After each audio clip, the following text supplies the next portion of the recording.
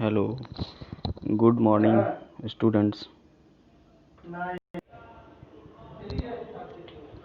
आज हम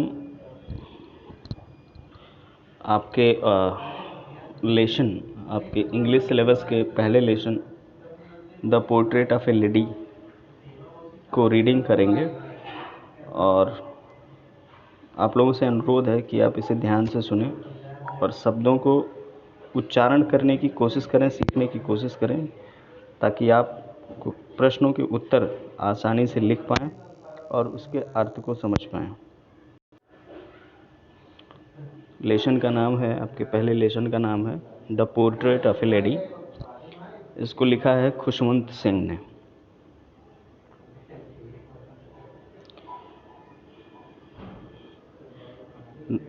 notice these expressions in the text, infer their meaning from the context। कुछ जो है एक्सप्रेशंस दिए हैं इस टेक्स्ट लेसन में, और जो है इसकी मीनिंग भी बताई जाएगी आपको। फ़िलहाल I am going to read the lesson. My grandmother, like everybody's grandmother, was an old woman. She had been old and wrinkled for the 20 years that I had known her. People said that she had once been young and pretty, and had even had a husband, but that was hard to believe. My grandmother, मेरी दादी माँ, like everybody's grandmother, जैसे कि दूसरों की दादी माँ होती हैं, एक वृद्ध महिला थी। She had been old and wrinkled for the 20 years। वह पिछले 20 वर्षों से, जैसा कि मैं देख पा रहा था, I had known her, जैसा कि मुझे मालूम था, या जैसा मैंने उन्हें देखता चला आ रहा था कि वह पिछले 20 वर्षों से वृद्ध थी और उनके चेहरे पर झुर्रियाँ आ गई थी। People said that she had once been young and pretty। लोग कहते थे कि कभी वो एक दम जवान, यानी एक जवान औरत और सुंदर औरत हुआ करती थी। And had even had a husband, और उनके पति भी थे। But that was hard to believe, लेकिन ऐसा विश्वास करना कठिन हो रहा था। My grandfather's portrait hung above the mantelpiece in the drawing room। Drawing room में जो है शांति प्राप्त करने के लिए मेरे दादाजी की फ़ोटो टांगी गई थी या लगी हुई थी। He wore a big turban and loose fitting clothes। उन्होंने एक बड़ी सी पगड़ी और ढीला ढाला कपड़ा पहना हुआ था। His long white beard covered the best part of his chest। उनकी बड़ी सी दाढ़ी ने उनके सीने के एक अच्छे खासे हिस्से को, यानी एक बड़े से भाग को ढक कर रखा था। And he looked at least 100 years old, और वह कम से कम 100 वर्ष के लग रहे थे, यानी उनकी उम्र लगभग 100 वर्ष की थी। He did not look the sort of person who would have a wife or children। He did not look the sort of a person who would have a wife or children। वो ऐसे व्यक्ति की तरह नहीं दिख रहे थे, या उनकी जो छवि थी ऐसे व्यक्ति की तरह नहीं प्रतीत हो रही थी कि जिनके केवल एक पत्नी और बच्चे होते। He looked as if he could only have lots and lots of grandchildren। वो ऐसे दिख रहे थे कि जो है उनके ढेर सारे, लॉट्स एंड लॉट्स मतलब बहुत सारे नाती पोते थे। As for my grandmother being young and pretty, जैसा कि जो है मेरी दादी माँ जवान और सुंदर हुआ करती थी। The thought was almost revolting। यह विचार भी पूरी तरह से जो है विरोधी प्रवृत्ति का था, यानी ऐसा हम सोच भी नहीं पा रहे थे या ऐसा हमारे दिमाग में नहीं आ रहा था कि हमारी दादी माँ कभी सुंदर और युवती रही होंगी। She often told us of the games she use to play as a child. वो हमेशा अपने बचपन के दिनों के बारे में या अपने बचपन के खेलों के बारे में जब वो बच्ची थी खेला करती थी बताती थी। That seemed quite absurd and undignified on her part, that seemed quite absurd, यह थोड़ा सा विस्मयकारी लगता था, and undignified on her part, and we treated it like the fables of the prophets she used to tell us। यह मतलब उनकी जो कहानियाँ थी वो जो बताती थी अपने बचपन में वो कैसे खेला करती थी, यह थोड़ा सा आश्चर्यजनक लगता था और हम यह सोचते थे कि यह उनके जीवन का हिस्सा जो है वह थोड़ा सा बनाकर कहा गया है और हम उसे जैसा कि वो कहानियों में प्रोफेट्स के बारे में या पैगंबर या ईश्वर के दूत के बारे में कहानियों में बताती थी, हम वही समझते थे कि वो हमको वही बता रही थी जब वो अपने खेल के बारे में गेमों के बारे में भी बताती थी। She had always been short and fat and slightly bent. She had always been short and fat. वो हमेशा से ही छोटे कद की, थोड़ी सी मोटी और थोड़ी सी झुकी हुई थी। Her face was a criss-cross of wrinkles running from everywhere to everywhere. उनके चेहरे पर झुर्रियाँ आड़ी तिरछी प्रत्येक जगह से दिखाई दे रही थी या प्रत्येक जगह पर झुर्रियाँ ही थी। No we were certain she had always been as we had known her. नहीं, हम इस बात से पूरी तरह से सहमत हैं या इस बात से पूरी तरह से जो है एग्री करते हैं कि जब से हमने उन्हें देखा है, जब से हम उन्हें जान रहे थे, तब से वह उसी समान थी, मतलब उसी तरह से ही थी। Old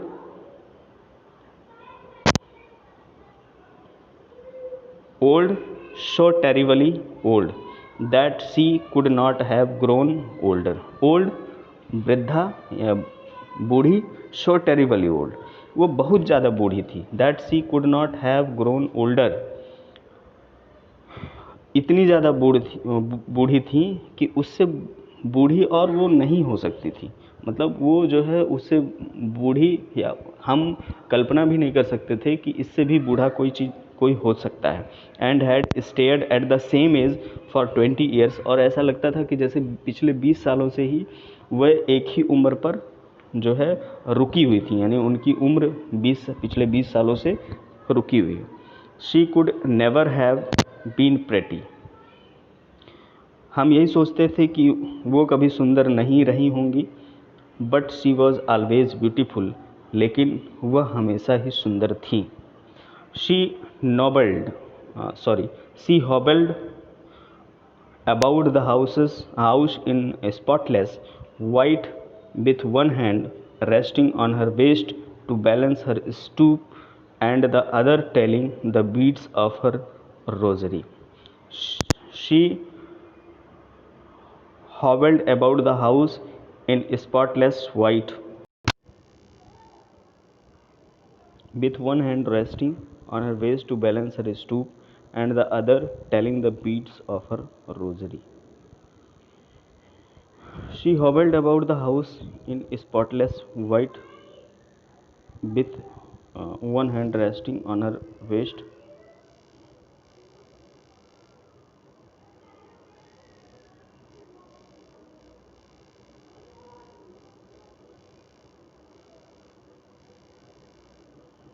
waist to balance her stoop and the other telling the beads of her rosary।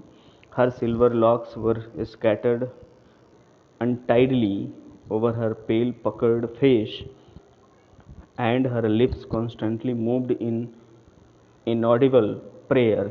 Yes, she was beautiful. She was like the winter landscape in the mountains, an expanse of pure white serenity, breathing peace and contentment. My grandmother and I were good friends. My parents left me with her when they went to live in the city and we were constantly together.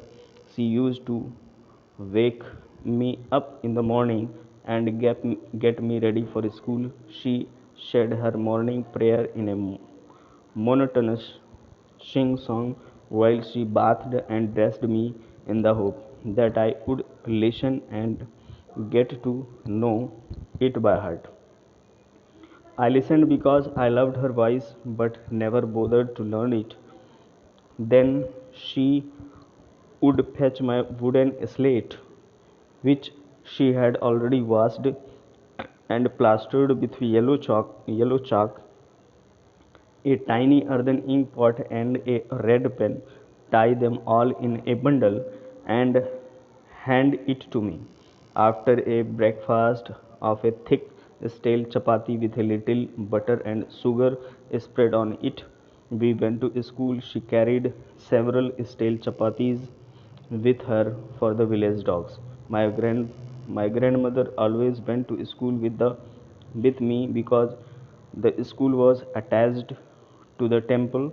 The priest taught us the alphabet and the morning prayer, while the children sat in rows on either side of the veranda singing the alphabet or the prayer in a chorus. My grandmother sat inside reading the scriptures.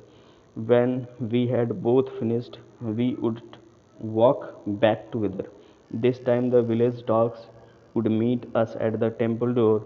They followed us to our home, growling and fighting with each other for the chapatis we threw to them. When my parents were comfortably settled in the city, they sent for us. That was a turning point in our friendship. Although we shared the same room, my grandmother no longer came to school with me. I used to go to an English school in a motor bus.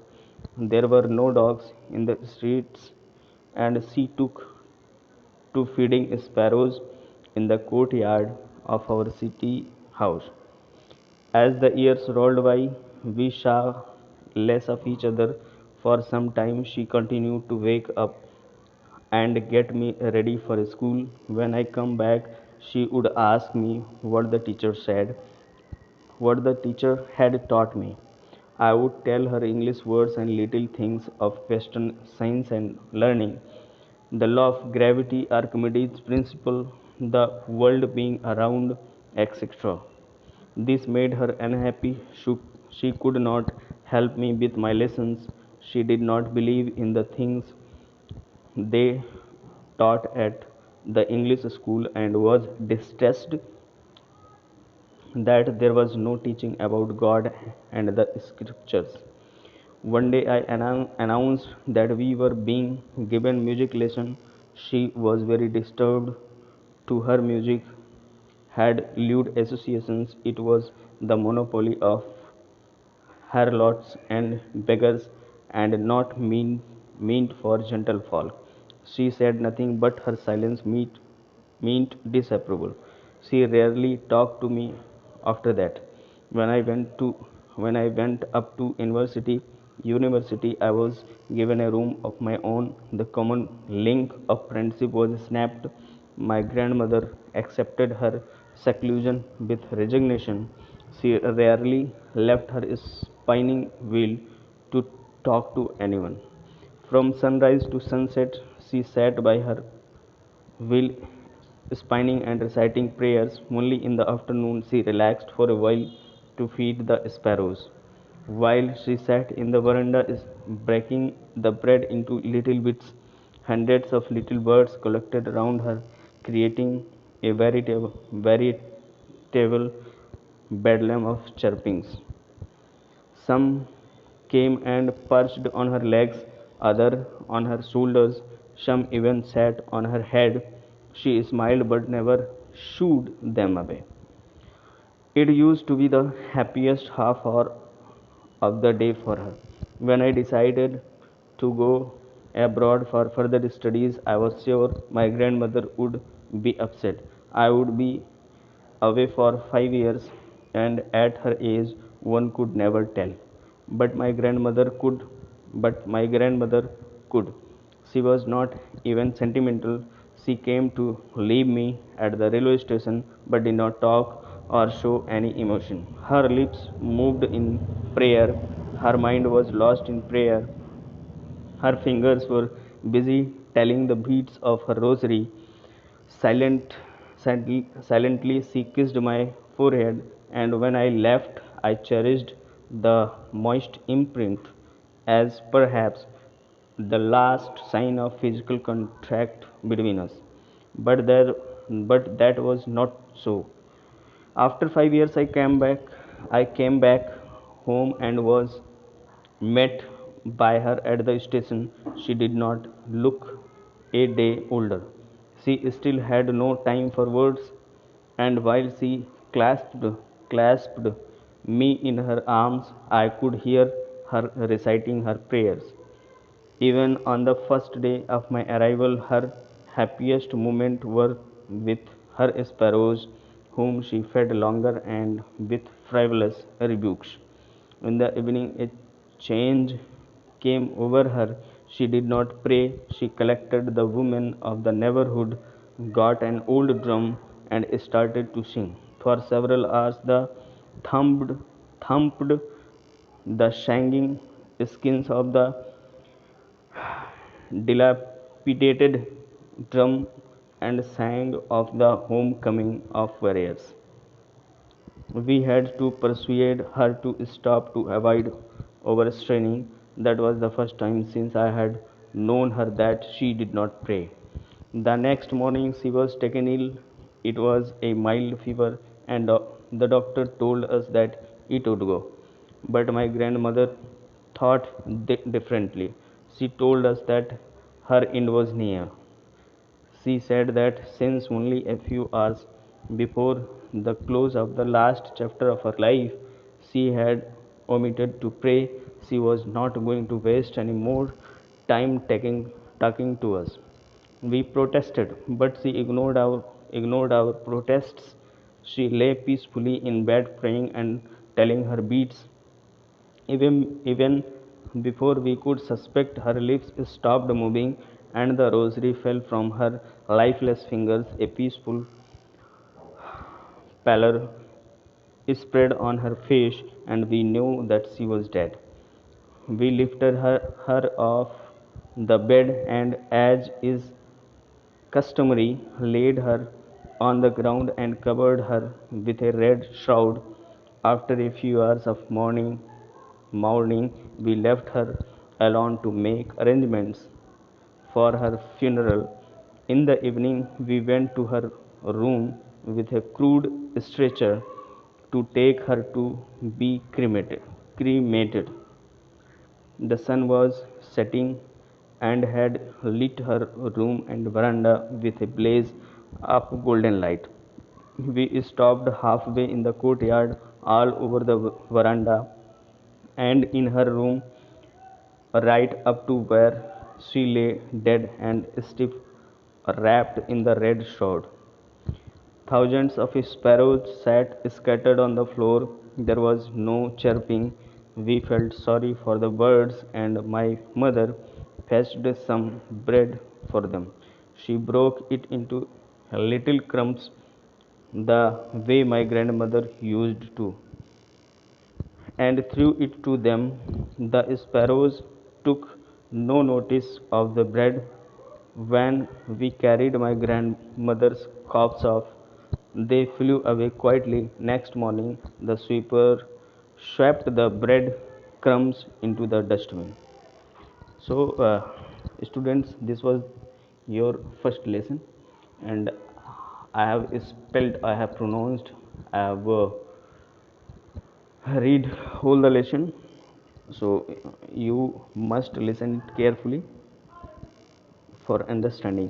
हमने कुछ हिंदी में कुछ भाग जो है समझा दिया है, उसका सेकेंड पार्ट हम बताएंगे। ठीक है, तो ओके, थैंक यू।